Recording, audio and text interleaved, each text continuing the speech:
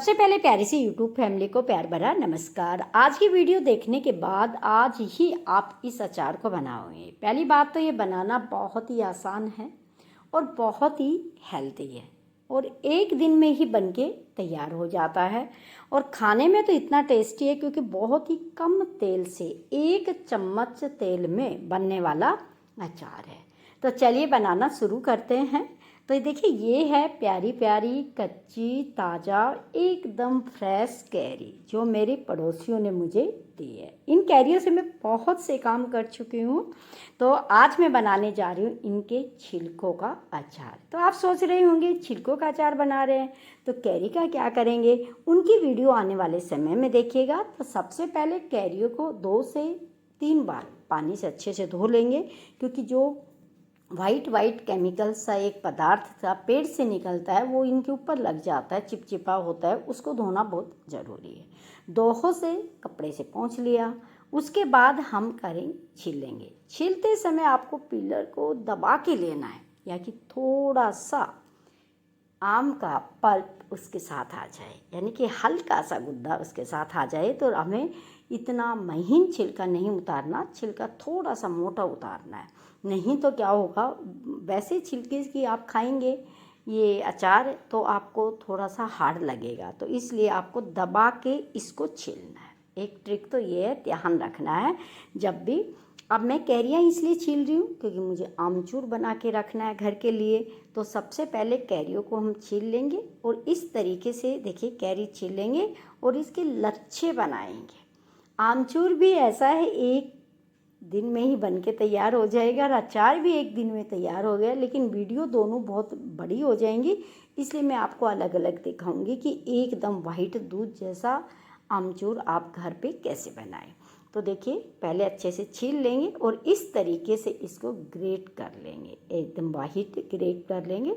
तो सारी कैरियों को मैंने बैठ के आराम से तसल्ली से छील लिया, दबा दबा के, यानी कि छिलका मोटा उतारना है, ये ध्यान रखना है, नहीं तो अचार नहीं रहेगा, कुछ और ही बन जाएगा। तो छिलके को दबा के उतारना है, थोड़ा सा मोटा उतारना है, स्किन के साथ में कुछ पल्प पे आ जाए।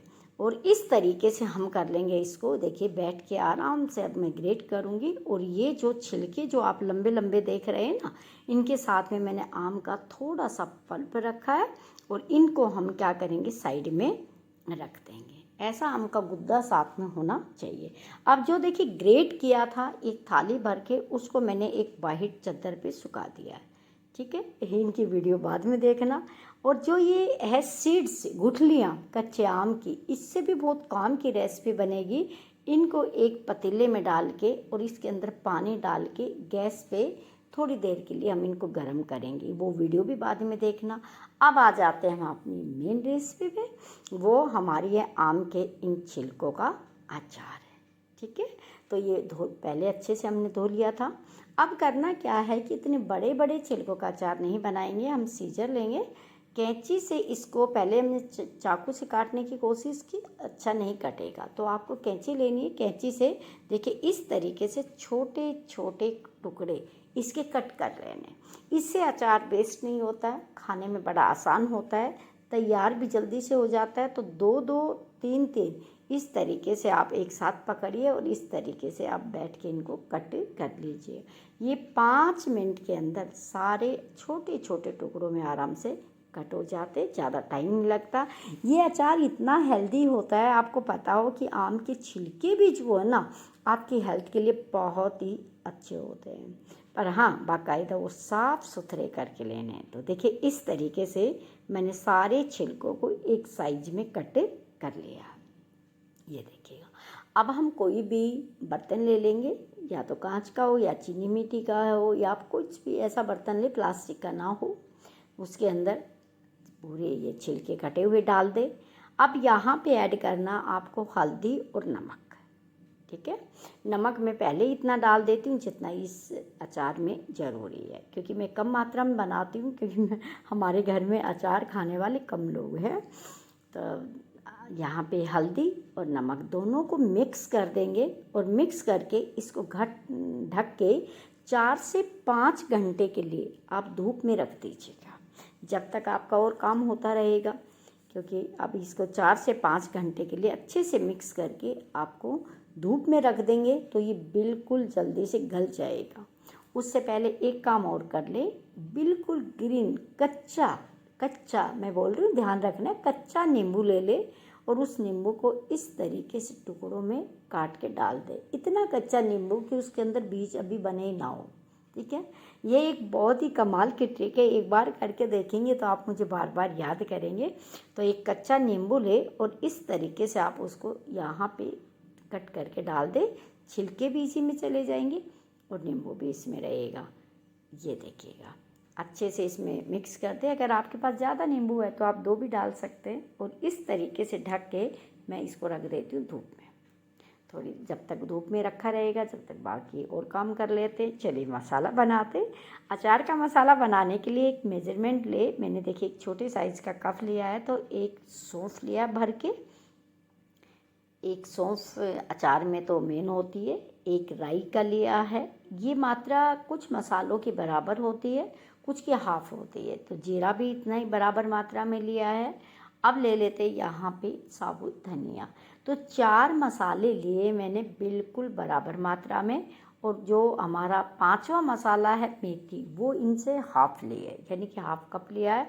और 3 से 4 ले लेते लाल साबुत कश्मीरी मिर्च, वो डाल देते। अब गैस पे रख के धीमी आंच पे हमें इनके अंदर जो नमी है वो ख़त्म करेंगे। अगर आप रखना चाहो तो इसको धूप में रख दो, तेज़ धूप में रख के 1-2 घंटे के लिए छोड़ दो, नमी अपने आप ख़त्म हो जाएगी। तो भी आप मिक्सी के अंदर डायरेक्ट इसको पीस कर तैयार कर सकते हो।